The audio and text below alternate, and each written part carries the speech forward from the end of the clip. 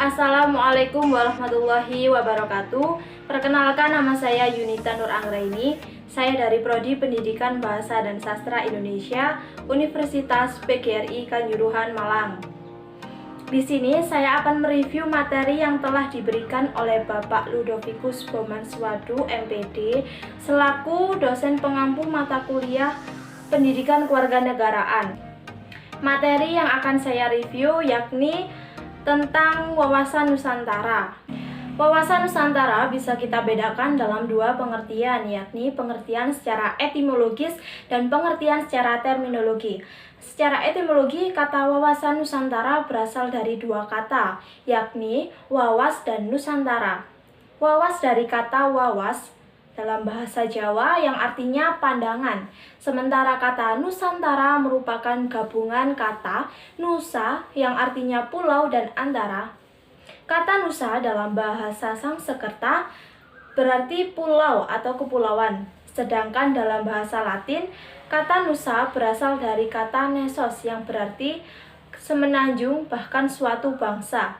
Kemudian, kata antara memiliki padanan dalam bahasa Latin in dan terra, yang berarti antara atau dalam suatu kelompok. Sedangkan dalam bahasa Sangsekerta, kata antara dapat ditafsirkan sebagai laut. Maka dari penjabaran tersebut, penggabungan antara kata Nusa dan antara menjadi kata Nusantara diartikan sebagai kepulauan yang di antara laut atau bangsa-bangsa yang dihubungkan oleh laut. Berdasar pengertian terminologis, wawasan Nusantara merupakan pandangan bangsa Indonesia terhadap lingkungan tempat berada, termasuk diri bangsa Indonesia itu sendiri. Jadi, wawasan Nusantara adalah cara pandang dan sikap bangsa Indonesia mengenai diri dan lingkungannya dengan mengutamakan persatuan dan kesatuan bangsa serta kesatuan wilayah dalam penyelenggaraan kehidupan bermasyarakat, berbangsa, dan bernegara.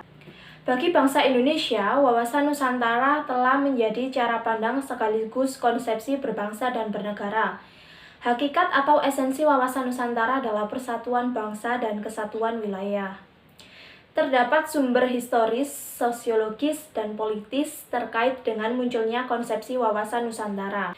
Sumber-sumber itu melatar belakangi berkembangnya konsepsi wawasan Nusantara. Yang pertama yaitu latar belakang historis wawasan Nusantara. Lahirnya konsepsi wawasan Nusantara bermula dari wawasan kewilayahan dengan dicetuskannya Deklarasi Juanda pada tanggal 13 Desember 1957.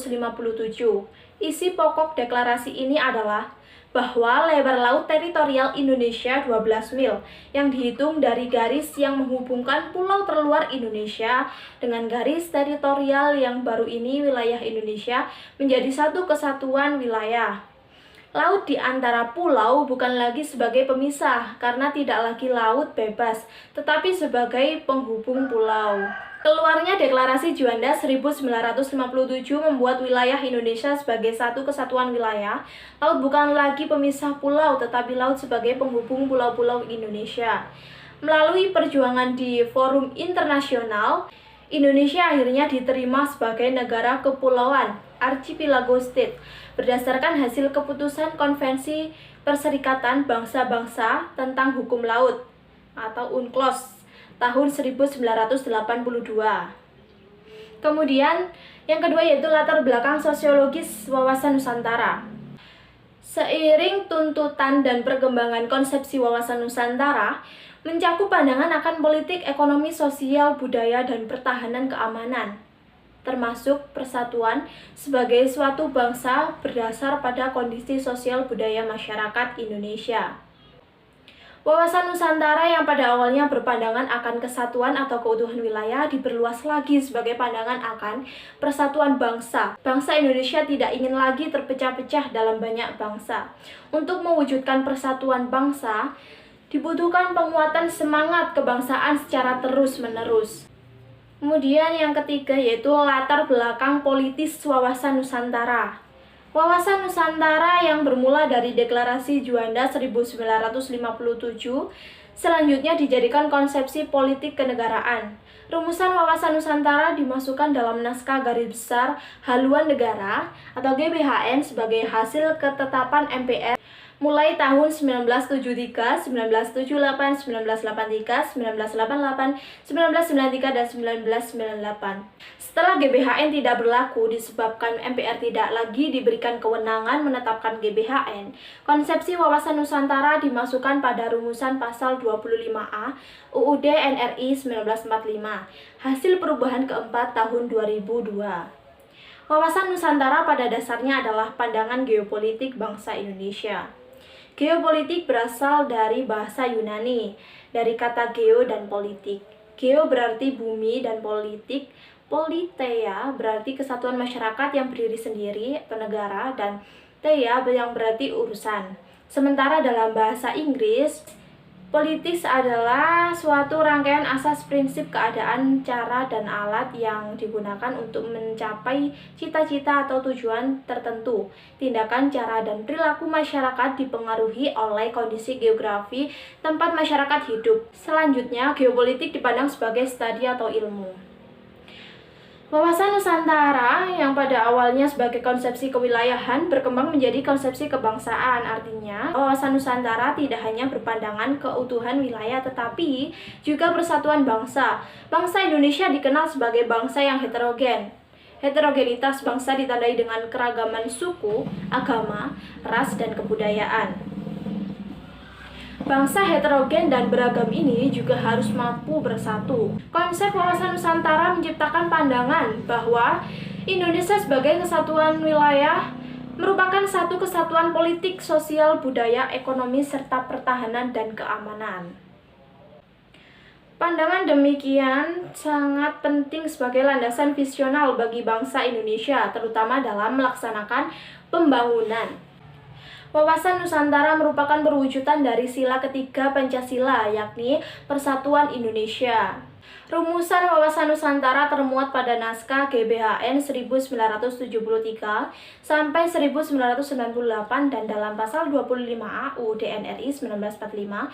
Menurut pasal 25A UUD NRI 1945, Indonesia dijelaskan dari aspek kewilayahannya merupakan sebuah negara kepulauan, Archipelago State yang berciri Nusantara.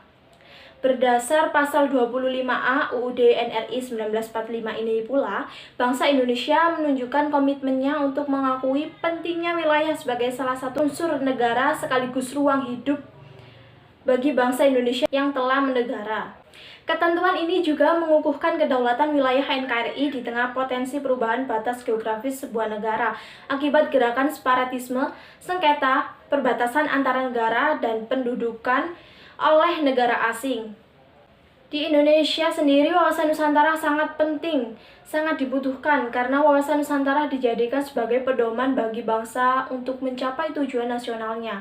Dalam wawasan Nusantara terdapat aturan, pedoman, acuan, dan tuntunan bagi bangsa Indonesia. Wawasan Nusantara menjadi pola yang mendasari cara berpikir, bersikap, dan bertindak dalam rangka menghadapi atau menangani berbagai permasalahan yang menyangkut kehidupan bermasyarakat, berbangsa, dan bernegara. Jika di Indonesia tidak ada wawasan Nusantara, maka bangsa Indonesia akan kehilangan cara pandang terhadap wilayahnya sendiri. Apabila hal ini terjadi, maka akan terjadi suatu perpecahan antar warga negara.